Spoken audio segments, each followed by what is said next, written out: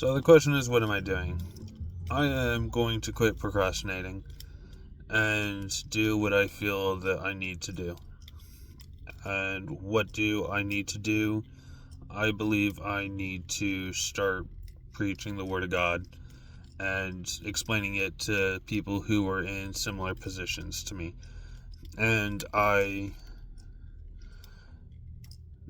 don't really want to, but I feel I need to, and the events that have taken place over the previous, really year or two have really pushed me to do it, and I feel that I really need to do it. So I'm going to explain what I'm doing, who I am, what I've done, and hopefully I help some people.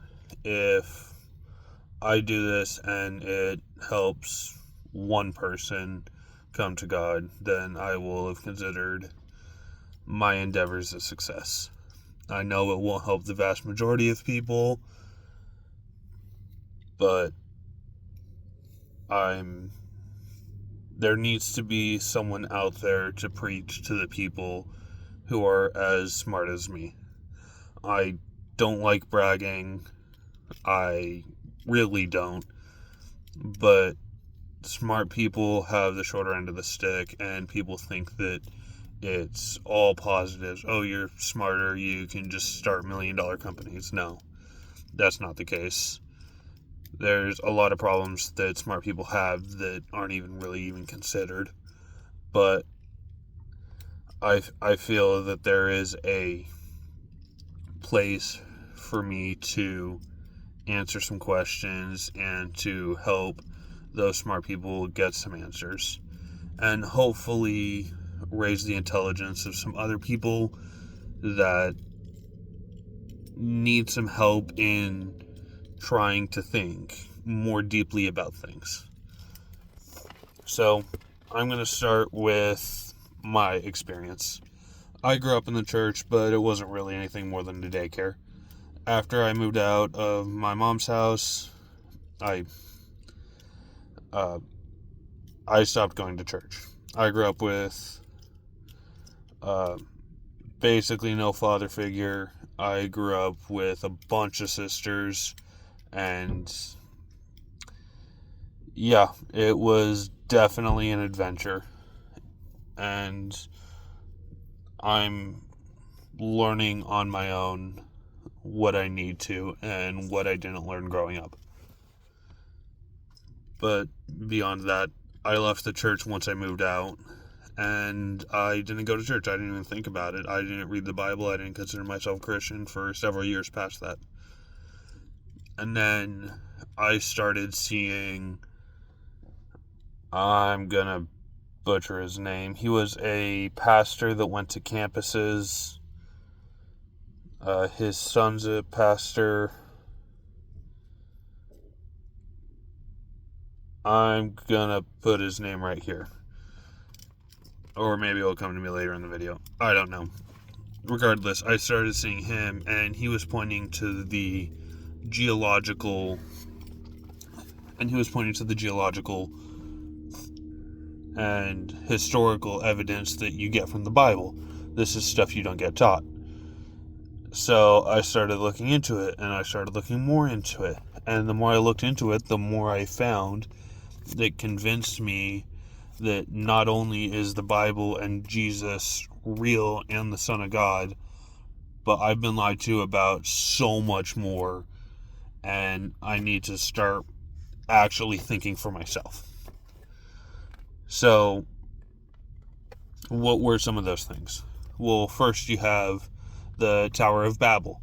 I was told growing up that there was no evidence of it whatsoever. That's actually not true. There are several historical records of kings preserving the Tower of Babel up until Alexander the Great destroyed the Tower of Babel. And in his notes, he said he was planning to rebuild it, but he got assassinated before that happened. What else? We have flood marks everywhere from Africa to Russia to Canada, indicating some sort of massive flood. This is also indicated in several other religions because basically every religion has some sort of massive flood. What else do we get? We have thousands and thousands of people documenting what Jesus did, from Lazarus to lame to walk to blind to see to the tomb being empty. Now, do any of these individually explicitly prove the Bible? No. But what it did for me was it gave me enough probability that I could look into it and I can go, okay, God can do this, and I might not understand 100% fully what this is or how he did this, but everything else lines up enough. And this even translates to the creation, whereas in the creation what you get is God saying how the universe was built. This still falls in line with how we understand it today, and the universally accepted start to the universe was the Big Bang. Now, I started looking into that, and the question arises, if you have some sort of massive, powerful being outside the universe who has the power to create it, because that's what God has to be if he exists, if he says, let there be light, to create the universe, wouldn't that be a massive shockwave? It's basically a kid playing with Legos, and he wants to start over, so he kicks everything over. Of course that's going to be a massive shockwave. On top of that, we also have more interesting things, and I'll get into this in later videos because I find it extremely interesting. But everything from the apostles dying to the Big Bang to string theory to space-time all fall in line with how the Bible indicates the universe and the world and humans to be made.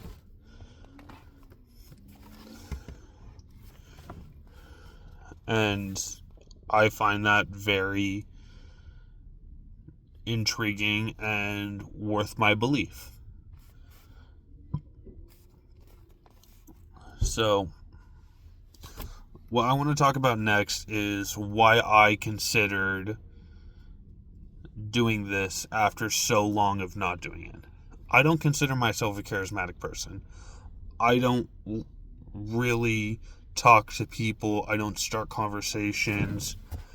If someone doesn't have a massive interest with me, that conversation probably won't go anywhere. And if I have a interest in anything from a hobby to some sort of anything, I dive headfirst as hard as I can into it. So I get 80% interest in like 3 different things, whereas most people go, oh, I'll go fishing on Tuesday, or I'll go hunting on Saturday, or I'll go to the bar with my buddies on Wednesday. I can't do that. If I'm going to do something, I'm going to dedicate myself to it. This is the reason that I don't like bowling. This is the reason that I don't do like outgoing things.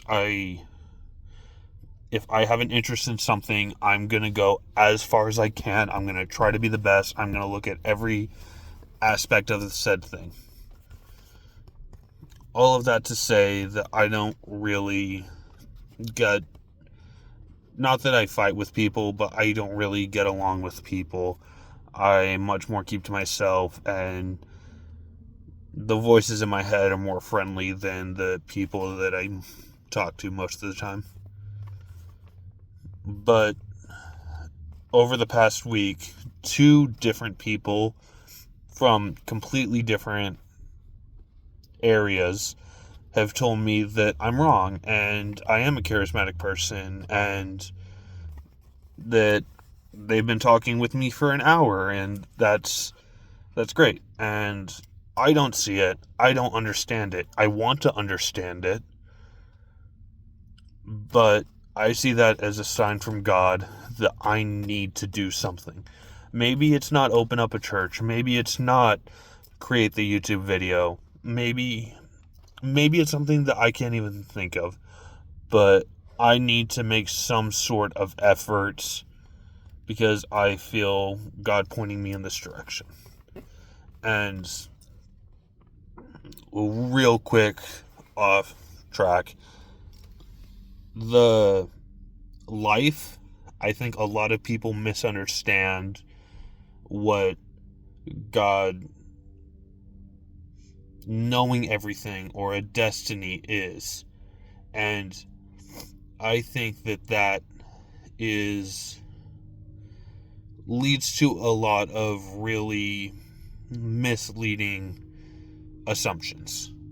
So with God knowing everything and you doing things, I like to envision it as, let's say, a football field. You're gonna start somewhere on the end zone. Maybe you start out rich. Maybe you start out poor. Maybe you start out super jacked, like Samson jacked. Maybe you start out with all the wisdom in the world. All of these things you have a tendency for. And you can walk on the field as much as you want.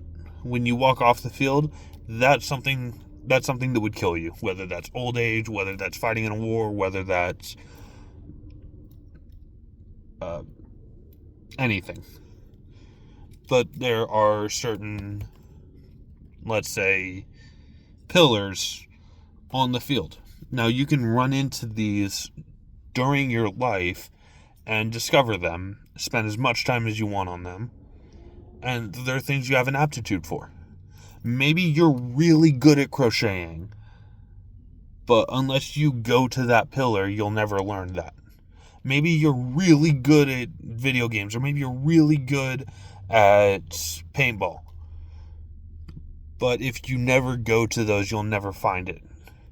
And God exists above time, so He's already seen this play out. He's already seen the decisions you can make. So God knowing everything is basically just Him existing over time. You still make the decisions.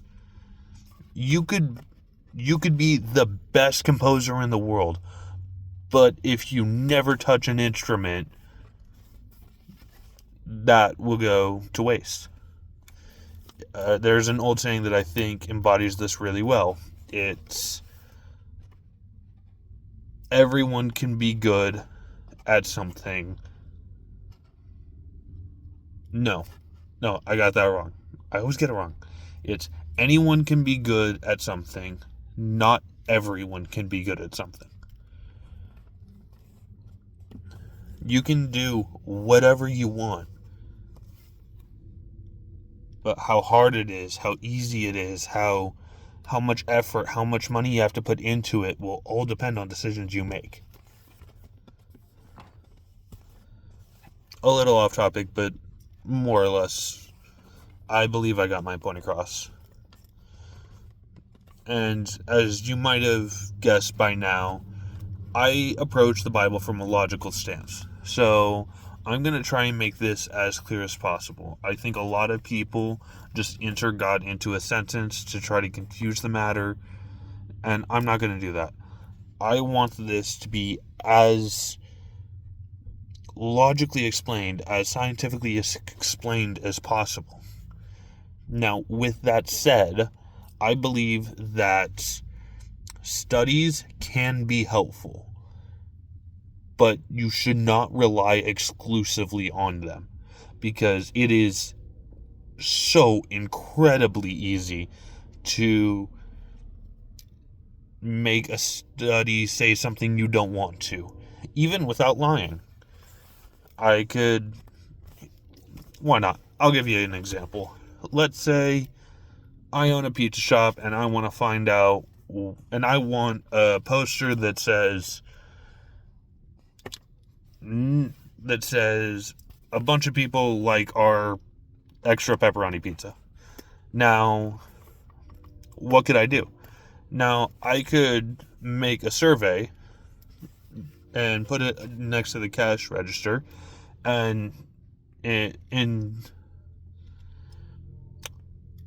got the word tongue tied, and instruct the cashier to ask for a rating whenever they think that the customer's happy and you did a good job. Now, I do that over one day. Let's say I got 3 reviews, all of them said 5 stars. Cool. Now I can put 100% of people like the extra pepperoni pizza. Now, 100% makes people skeptical, so we want it somewhere in the 90s. So we're going to do that for, let's say, a week. Let's say we get an average of 5 a day, so that's 35. Now, me as the restaurant owner, I'm going to put in 1 2-star review. Now, 35 times 5 is 17.5 plus 2, 17.7 divided